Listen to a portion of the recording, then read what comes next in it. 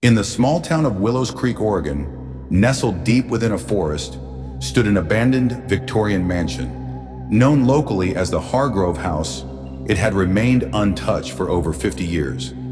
Legends whispered of tragic events that had cursed the property.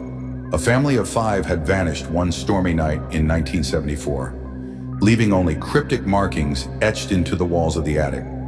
In December 2024, Sarah Collins, a freelance journalist from Portland, decided to investigate the mystery surrounding Hargrove House for a feature article. She had always been drawn to unsolved stories, especially ones drenched in fear and unanswered questions. When Sarah arrived, the house was a skeletal frame of its former glory. Broken windows, rotting wood, and a front door that hung ajar welcomed her in. As she stepped inside, the air turned noticeably colder, the kind of chill that seemed to seep into her bones. The living room was filled with dust-covered furniture and scattered personal items, a child's toy truck, a leather-bound journal, and a shattered picture frame. She noticed a faint trail of footprints in the dust leading upstairs, though she was certain no one had entered before her. The stairs creaked as she ascended, each step making her pulse quicken. The trail of footprints led her to the attic, the heart of every ghost story she had ever heard. The attic door was closed but not locked.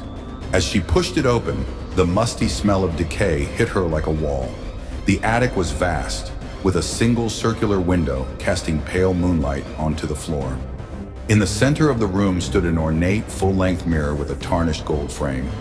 Sarah froze when she saw her reflection.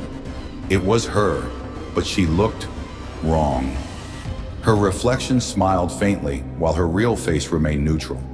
Suddenly, she heard a faint whisper, "Help us." It came from everywhere and nowhere. She turned, expecting to see someone, but the attic was empty. The whisper came again, louder this time. "Help us!" Sarah's eyes were drawn back to the mirror. In the reflection, 5 shadowy figures stood behind her. A man, a woman, and 3 children. Their faces were pale and expressionless. One of the children held up a finger and pointed to a corner of the attic, where a wooden chest sat covered in cobwebs.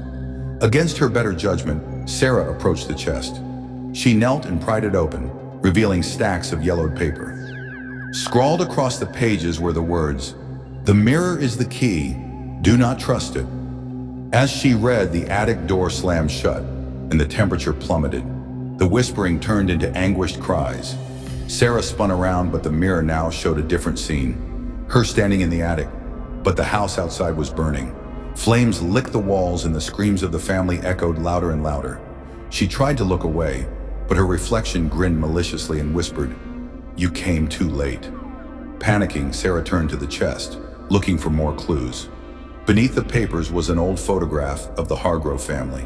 To her horror, the face of the youngest child was scratched out, replaced with a name written in blood-red ink.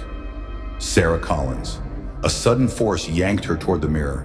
She screamed, clawing at the floor, but her reflection laughed and mouthed, "You're one of us now."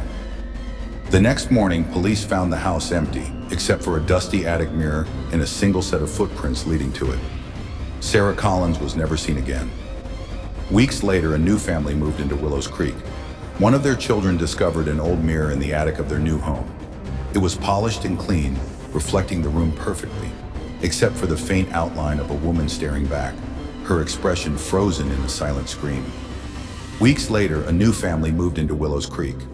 One of their children discovered an old mirror in the attic of their new home. It was polished and clean, reflecting the room perfectly, except for the faint outline of a woman staring back, her expression frozen in a silent scream.